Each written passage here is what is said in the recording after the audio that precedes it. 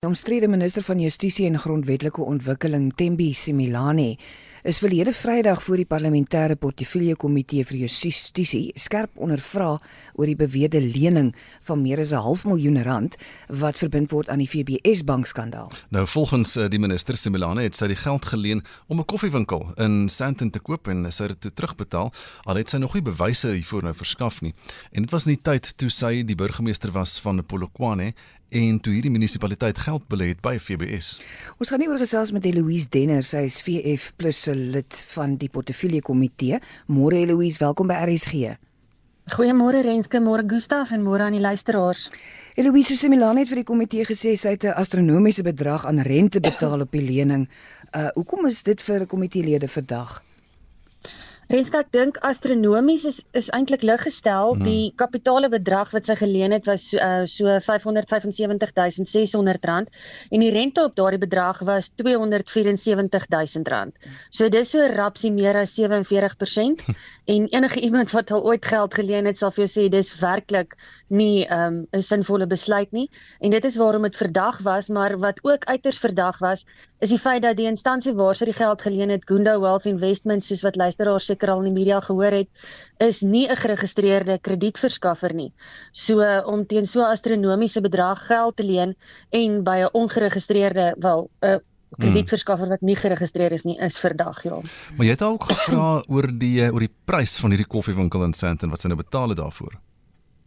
Ja, dis reg. Ek het haar spesifiek gevra wat die totale koopprys van die koffiewinkel was, want ek kan nie glo dat 'n besigheid in Sandton net R575.000 gekos het nie.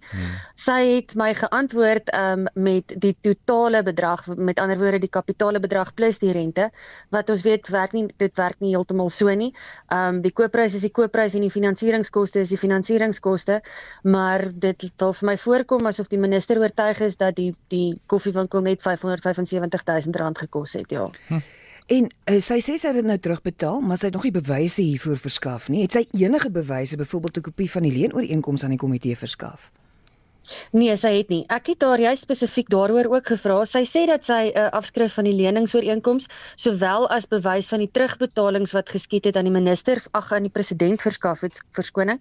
En ek het gevra of ons 'n afskrif daarvan kan kry en daar word nou regsadvies daaroor ingewin, maar tot op datum het ons nog geen dokumentêre bewyse gesien daarvan nie. So van die komiteelede voer aan daar is 'n botsing van belange in hierdie saak. Sy is nou die minister van Justisie. Ja, dis korrek. Sy is die minister van Justisie en die minister van Justisie in Suid-Afrika sit as het ware aan die spits van reg en geregtigheid in ons land. So daar is verskeie botsings van belange. Soos jy in die inleiding gesê het, Gustaf, was sy die burgemeester van Polokwane munisipaliteit toe die munisipaliteit omtrent R349 miljoen in WBS via Gunda belê het, en dan natuurlik val die nasionale vervolgingsgesag ook onder die departement van Justisie. So daar is verskeie botsings van belange wat problematies is. Ons is selfs met Eloise Denner, VF Plus lid van die portefeulje komitee vir Justisie, oor minister Thembi Simelane se koffiewinkel wat sy gekoop het en die astronomiese bedrag wat sy daarvoor geleen het en rente betaal het voor. Gaan daar 'n behoorlike ondersoek kan wees, Eloise, as sy nou, sê maar byvoorbeeld die politieke hoof van die NVG is? Renske, dit is waaroor ons bekommerd is. Die minister het verskeie kere haar versekering in die komitee gegee dat sy nie sal inmeng by ondersoeke byvoorbeeld oor WBS en selfs as dit oor haarself gaan nie. Maar al gee sy 100 keer haar versekering en al is daar sekere meganismes in plek wat inmenging verhoed, is 'n mens maar nog steeds bekommerd want soos ek gesê het, sy sit aan die spits van reg en geregtigheid. Sy is die baas van hierdie departement. Sal daar werklik vervolging wees sonder vrees vir vervolging, sonder vooroordeel? Ons is bekommerd daaroor. Ons het dit al in die geskiedenis gesien met Jackie Celebi se vervolging deur advokaat Vusi Pikoli. Die minister het daar self ingemeng en ons weet hoe gaan dit in Suid-Afrika en daarom is ons bekommerd dat daar werklik nie behoorlike vervolging sal wees nie. So die VF Plus en die DA vra nou dat sy op sy staan selfs bedank. Ek weet sy is 'n minister natuurlik, so sy is net daar as gevolg van die president wat daar wil hê. Hy het teruggekom van China af. Hy gaan nou met haar praat. Het jy enige hoop dat daar iets gaan gebeur dat hy haar oor die vingers gaan tik? Gustaf, ons hoop dat daar meer as oor die vingers gaan tik plaasvind. Dit is ons persoonlike oortuiging dat sy eintlik op sy moet staan.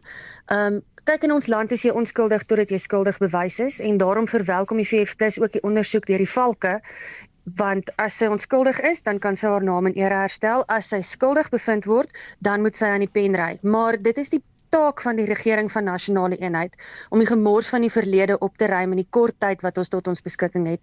En dan kan ons nie bekostig om enige iemand wat enigstens moontlik bevlek kan wees deur 'n verskriklike skandaal soos die WBS aan die spits van reg en geregtigheid in ons land hê nie. Dan moet sy op sy staan totdat sy of haar naam en ere kan herstel of totdat sy verwyder kan word omdat sy skuldig bevind is deur 'n onafhanklike ondersoek. Eloise, net so laastens, is daar enige vrae wat sy glad nie wou beantwoord nie? Soos ek genoem het ek nie 'n antwoord gekry oor die koopprys van die koffiewinkel nie, Renske, en dan natuurlik ook het ek al gevra of sal sy as 'n persoonlike besluit om op sy te staan, omdat haar eie integriteit, die integriteit van die ondersoek en die integriteit van haar departement op die spel is, en ek het tot nou toe nie 'n antwoord gekry daaroor nie, ja. Eloise, baie dankie vir die gesels vanoggend op die maandagmôre. Eloise Denner is van die VF+.